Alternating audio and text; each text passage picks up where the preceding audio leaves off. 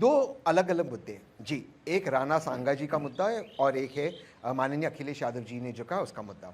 जहाँ तक वीर राणा सांगा जी का सवाल है, मैं उस पर अब सब भी भारतीय उनको नमन करते हैं और पूरी तरह से ये बात मानते कि राणा सांगा से ज़्यादा वीर शायद ही हमारे मुल्क में कोई पैदा हुआ होगा। और राणा सांगा ने कभी भी बाबर से उनसे कोई भी मदद नहीं मांगी, कोई भी साथ में उन्होंने कोई जंग नहीं लड़ी। इनफैक्ट राणा सांगा जी की आखिरी जो जंग थी वो बाबर को हिंदुस्तान के बाहर करने की जंग थी। तो कम से कम हम जो हमारा इतिहास है उसे ठीक से सीख ले। माननीय सांसद से गलती हुई और उस पर अगर वो चाहे तो माफ़ी मांगे, क्योंकि ये जो जिक्र हुआ है कि राणा सांगा जी और बाबर एक साथ थे, वो सिर्फ एक ही जगह पे उसका जिक्र हुआ है, बाबर नामा पे। और बाबर पे तो हम यकीन कर नहीं सकते, क्योंकि बाबर को ही बाहर निकालने की जंग राणा सांगा जी लड़े थे। एक हाथ, एक पैर, एक आंख होने के बाद एक वीर योद्धा, भारत के एक वीर योद्धा को हम सब नमन करते हैं। तो कहीं ना कहीं हम इसको ठीक कर ले।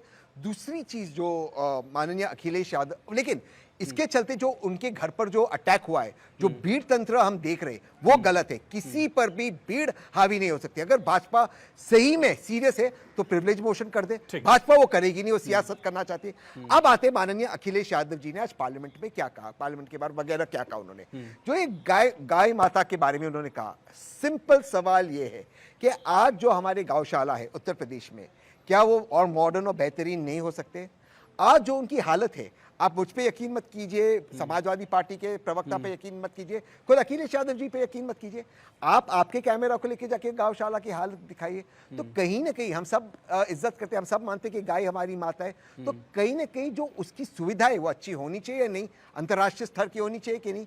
अब मैं एक ही सवाल पूछते अपनी बात को समाप्त करना चाहता हूँ। कौन सी पॉलिटिकल पार्टी ने बीफ कंपनी से चंदा लिया? कौन सी पॉलिटिकल पार्टी के मुख्यमंत्री ने, स्वर्गवासी मुख्यमंत्री ने कहा कि अगर बीफ नहीं मिलेगा, कोई बीफ को नहीं रोक सकता, मैं बीफ अपने सूबे में इंपोर्ट करूंगा? वो थे स्वर्गवासी मनोहर पारीकर जी, गोवा के अंदर। आज भी जहां बीफ मिलता है, गाय, मैं बफ की बात नहीं कर रहा हूं, बीफ की, वो बीजेपी के सूबों में मिलता है। गोवा हो गया, अरुणाचल प्रदेश हो गया, मणिपुर हो गया, इन सूबों में मिलता है। क्यों?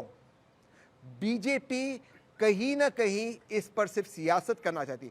माननीय अखिलेश यादव जी एक पॉजिटिव स्टेटमेंट दे रहे थे। वो तो कह रहे थे कि गौशाला को हमें और भी बेहतरीन बनाना है। इसको ये नेगेटिव देख रहे हैं कि गौशाला अगर अच्छा बने, अंतर्राष्ट्रीय स्टैंडर्ड का बने, तो भाजपा को उसमें दिक्कत क्या हो रही है?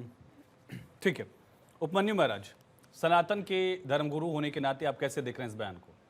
नहीं, बयान तो जो है वो सोचनी है, और सोचनी ही खाली नहीं है, इतना ज्यादा निकष्ट है। सबसे बड़ी बात है कि जो आदमी स्वयं सनातनी है, अपने को सनातनी कहता है, और सेकंड यादव है, और यादवों के यहाँ उनके आराध्य में गाय भी जोड़ी जाती है। खाली कृष्ण नहीं जोड़े जाते हैं, कृष्ण के साथ में गाय की भी पूजा होती है, वो होती है। और इनका तरीका इतना, अगर जितनी बात इन्होंने कही अभी कि ये ऑब्जेक्शन है, आप उन पे लड़िए ना, उन ऑब्जेक्शन को उठाइए। कहीं भ्रष्टाचार हो रहा है, आप उसको उठाइए, ना कि आप गाय के लिए कहेंगे कि गाय हमारी खराब है, गाय से बदबू आती है। सब्जेक्ट जो आपको उठाना है आप वो उठाइए, बहुत कार्य। लेकिन आप उस सब्जेक्ट का बहाना लेके केवल आप सनातन संस्कृति के लिए कहें, गाय के लिए कहें, गायत्री के लिए कहें, गंगा को अपवित्र करें, ये निहायत गंदी बात है। गलत बात नहीं है, गंदी बात है। क्योंकि ये नहीं, गलती तो ये हमेशा ही करते रहते हैं। इनके पास बहुत सब्जेक्ट हैं, मैं आपको बताऊं, इनके पास इतने सब्जेक्ट हैं जिससे सरकार से ये लड़ सकते हैं, आगे भविष्य बना सकते हैं। 27 में बराबर खड़ा, लेकिन ये हर बार ऐसा कुछ ना कुछ 1-2 महीने में कर देते हैं कि इनकी ग्राफ नीचे गिर के आ जाती है। अपने आप ये अपनी ही पैर में कुल्हाड़ी मार लेते हैं, कभी कुछ कह देंगे, कभी कुछ कह देंगे, इस ढंग से कह देंगे। इस टाइम कोई ये प्रश्न गाय के ऊपर होना ही नहीं चाहिए। और फिर गाय की तुलना कहां से कर रहा है? इत्र पार्क से। कौन सा इत्र पार्क बन गया? एक बात। फिर कहते हैं कि हमारी सरकार खत्म हो गई थी बना। अरे सरकार खत्म हो जाती तो फिर तो आदमी दुनिया में सब कुछ कर लेता, कि हमें ये करना था, ये करना, ये फालतू बातें। केवल आना चाहिए कि नहीं, ये सनातन संस्कृति में आपको ये सब बातें समझना चाहिए। आप खुद सनातनी हैं, या तो आप ये कह दीजिए कि हम सनातनी नहीं है। और इनकी एक बात और हम कहते हैं, थोड़ा सा पीछे चले जाइए, ये सनातनी कैसे हो सकते हैं जिस बाप ने इनको गद्दी दी? 2.5 लाख आदमी था लखनऊ में, और उसको धक्का मार के माइक छीन लिया। उसी दिन से मुलायम सिंह बीमार रहे। मुलायम सिंह 10 साल और जीते। इनका व्यवहार ऐसा था, अपने बाप के प्रति व्यवहार ठीक है, ऐसा वो था अलग मुद्दा हो जाएगा। कि ठीक, जो ठीक वो मुद्दा नहीं अलग है, हाँ। ये स्वभाव की बात है। हम कोई बात कर, ये तो हर मुद्दे में कहते हैं, हम तो कहते हैं आपके जितने मुद्दे हैं वो सही हैं, उठाइए ना। अब जहां भ्रष्टाचार, गौशाला में भ्रष्टाचार हो रहा है, उठाइए गौशाला के ठीक है, ठीक है, भ्रष्टाचार। संजय जी, हर संजय जी। में भ्रष्टाचार को आप उठाइए, लेकिन उसको बहाने बना के आप दूसरे ढंग से कहिए, ये गलत है। ये ना सनातन के लिए हम सही मानेंगे, ना गायत्री के तहसीन लिए, जी कुछ कहना चाह रहे हैं, आप जोड़िए फिर संजय जी से मैं ना गौ उसको के जवाब लिए। लूंगा। तहसीन, हाँ नहीं, मैं दो चीज़ कहना चाहता हूँ। एक तो ये बात ठीक है जिन्होंने मुझसे पहले बोले कि बहुत सारे मुद्दे, और विपक्ष को भी सोचना चाहिए। सरकार को ढेर सारी मुद्दों पर घेर सकते हैं। आज आसाम से लेकर नॉर्थ ईस्ट में अमेरिका ने और अन्य वेस्टर्न मुल्कों ने कहा है कि आपको भारत में नहीं जाना चाहिए। रॉ को आईएसआई की श्रेणी में डालने का गलत काम आज अमेरिका की अच्छा सरकार मुद्दे ने पे किया। उठाइए बांग्लादेश बात। में प्लान बी ने हिंदुओं का कत्लेआम हुआ स्वागत है। तो सरकार को घेरने के लिए बहुत सारे मुद्दे मुद्दे हैं। सर अगर मैं बोल दूं प्लीज। लेकिन जो मेरे से पहले विद्वान वक्ता ने माननीय अखिलेश यादव जी के बारे में बोला, मुझे लगता है निजी टिप्पणी से बचना चाहिए। ये कहना कि उन्होंने अपने बाप को धोखा दिया, मुझे लगता है ये चलिए, शोभा नहीं ठीक है, देता। ये लंबी चर्चा हो जाएगी। ठीक है संजय जी, राजनीतिक व्यक्ति इस महाराज जी तरह इंतजार की करें। व्यक्तिगत इंतजार बात करें। के खिलाफ उपमन्यु महाराज जी, ठीक इसको है, आप ध्यान ठीक, रखिए, ठीक, ठीक, ठीक, राजनीतिक व्यक्ति निजी हो नहीं गया, हो गया। रहता। संजय जी वेट कर रहे थे, संजय जी इंतजार कर रहे हैं। संजय जी, चाहे वो बायोगैस प्लांट की हो जो गोबर से बनता है, यूपी में कई पार्क भी बने हमने देखा, चाहे वो इत्र पार्क की बात हो या गौशालाओं की बात हो, तीनों मुद्दों का जिक्र किया अखिलेश यादव ने। अखिलेश सरकार ने क्या काम किया और योगी सरकार में क्या काम हुआ।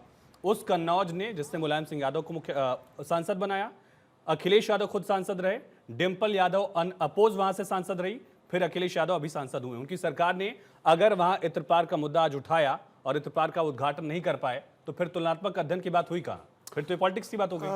Ayush ji good evening to fellow friend. देखिए, ऐसा जो व्यक्ति ग्वाला हो और उस गाय पर प्रश्न चिन्ह उठाता हो तो उसके विवेक पे भी प्रश्न चिन्ह उठेगा।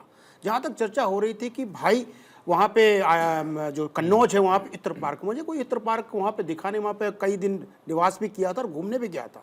ये बता दीजिए कि इत्र की अगर हम चर्चा करते हैं तो हमारे माननीय जो प्रवक्ता महोदय बैठे हुए, कन्नौज का इत्र का जो स्कैच का रिपोर्ट का ग्रोथ है वो 10% था इनके शासनकाल में। आज 15.23% है। अब ये बोले तो स्लॉटर हाउस पे सब्सिडी दी जाती है। देखिए, कभी भी समाजवादी हो या समाजवादी पार्टी के प्रवक्ता, उनका ज्ञान से दूर दूर तक का वास्ता नहीं होता।